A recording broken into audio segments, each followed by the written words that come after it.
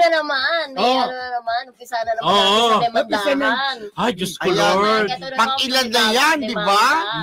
Ito na nga po, nagsampa na nga po ng kaso ang kampo ni Dominic Roque ng cyber libel, di ba?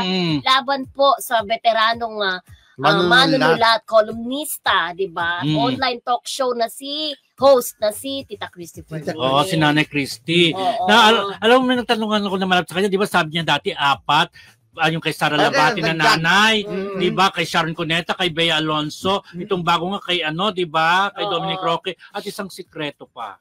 Ay, grabe. Yun na, sikreto. Kaya ko yung sikreto sinasabi ni Friendship, eto. Hindi, bago lang to Kasi hindi bago to, di ba may nasabi ng sikreto. Kala namin eto na, yung pala meron pa rin. So, 5 na. 5 na. Pero nakatikad natin si Atty. Topacio, di ba? Kanyang lawyer, Ferdinand Topacio. Hindi pa natatanggap. Yung ibang kaso, hindi pa niya natatanggap. Yung kay Nanay ni Sara, na-submit na nila, di ba? Yung mga dokumento. Pero yung ibang kaso, hindi pa niya nababasa. Sabi niya, balita ko kayo kung kung may pag-asa siyang manalo or makukulang siya, sabi ni attorney. Ang ilang malicious statements at innuendos na sinabi daw ni Fermin sa kanyang YouTube channel ang naging basihan ng aktor para magsampa ng kaso. Ito yung parang sinasabi pagkakaugnay niya sa isang politician na siya doon di umano ang may-ari ng condo na tinitira ni Dominic, di ba?